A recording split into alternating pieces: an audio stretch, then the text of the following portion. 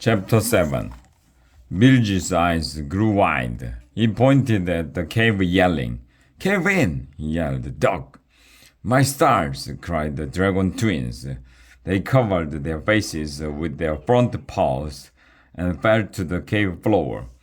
Angus and Wiglaf threw their arms over their heads and hit the dirt. But the twins squeezed past one dragon and took off running down the tunnel.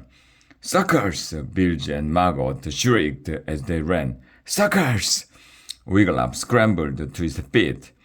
"Angus, get up!" he cried. "We can escape!" But the dragon twins quickly leaped up. "Don't even think about it," one dragon snapped. She turned to the other dragon. "Those little gutter snipes ran back into our cave," Ethelred. "They will be hiding out in one of the passages. We can get them later. In the meantime, roll the boulder and seal the entrance." "All right, sister," said the dragon Ethelred. She rumbled up toward the mouth of the cave. "Prisoners," said the remaining dragon to Wiglaf and Angus. "Hands up where I can see them. March!" They raised their hands and marched in front of the dragon back to the cavern. "Sit!" The dragon motioned to the stone bench. Wiglaf and Angus sat. The dragon sat down opposite them. As they watched, her yellow crest shrank down until it was only a dainty ridge on top of her head. Her pulse cooled to a silvery white. "I shan't tie you up, prisoners," said the dragon. "No point. The entrance is blocked. Nobody can get out." She looked around and sighed. "Our poor rag of a cave." She took a lace hanky out of her big red purse and dabbed at her eyes.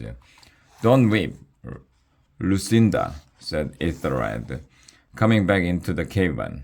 Her crest was no longer a huge yellow sail, and her pulse no longer glowed. I will have tied up."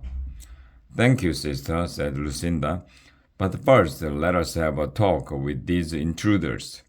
Ethelred sat down beside Lucinda, facing Wiglaf and Angus. "Our family has dwelt in this cave for 7 centuries, Lucinda told them. "In all that time, not one of our ancestors ever broke a stalactite or stalagmite. Now, half of them are stumps," said Ethelred sadly. "It will take years of dripping for them to grow back to their former beautiful shapes. What a pity. Our great-granddaddy started a collection of antique armor," Ethelred said. "He found priceless one-of-a-kind items. We add to it as best we can. And we display our finds on the natural ledges all over the cave. Now, most of our precious armor has been knocked onto the floor," sniffed Lucinda. "Broken and dented, and those 2 little pipsqueaks are wearing the rest of it. Oh, it is just too much to bear." "We are sorry your cave got wrecked," said Wiglaf. "But we didn't wreck it," said Angus. "It was those other 2. Here's what happened." And he told the dragon twins about Mordred and the ransom note. "We had no idea it was a fake," added Wiglaf. "We thought we are coming on a rescue mission." "Bilge and Margot say this is their cave now," Angus added. "They don't want to leave it." Lucinda shook her large red head. "The nerve!" she exclaimed one weekend at the East Amphisia Antiques Fair, and we come back to find that our cave has been snatched. Wiglaf heard running footsteps. "Shh," he said. "Listen." Angus and the dragons held still. The footsteps grew louder, and Bilge and Margot sprang out of the tunnel. They burst into the cavern, waving what looked like moldy cabbages over their heads. "Get out of our cave," shouted Bilge. My stars! Exclaimed Lucinda. Good grief! Cried Ethelred. Get out now! Cried Margot. He tossed a piece of parchment onto the cave floor. Or we will give you more of this. The lads slammed their cabbage like balls onto the cave floor. The crash split them open. Out flew our old bones, bat dew, snake heads, and moldy garbage. Wiglaf clapped a hand over his nose. Oh, it smelled awful. Bilge and Margot ran back into the tunnel, laughing and shouting. Gotcha with a stink bomb! Stink bomb! Stink bomb! Oh! Wiglaf could hardly breathe. Ethelred and Lucinda held lacy hankies over their nose as they swept the mess into a trash bin.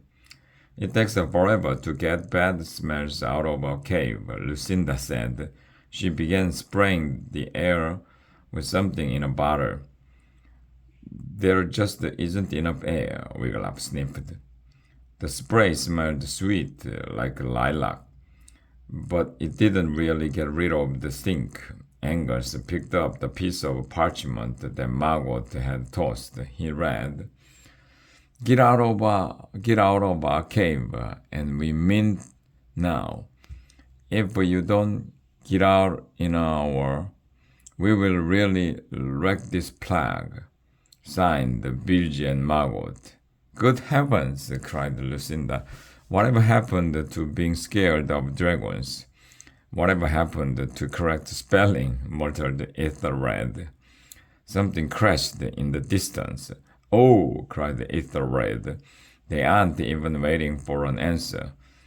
They're wrecking the cave already.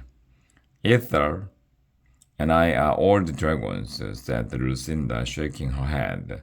This is our retirement cave. She glanced at her sister. Whatever will we do if we can't get rid of those little whippersnappers? She waved a paw in front of her snout. Oh, it still stinks in here. I can't stand the smell either.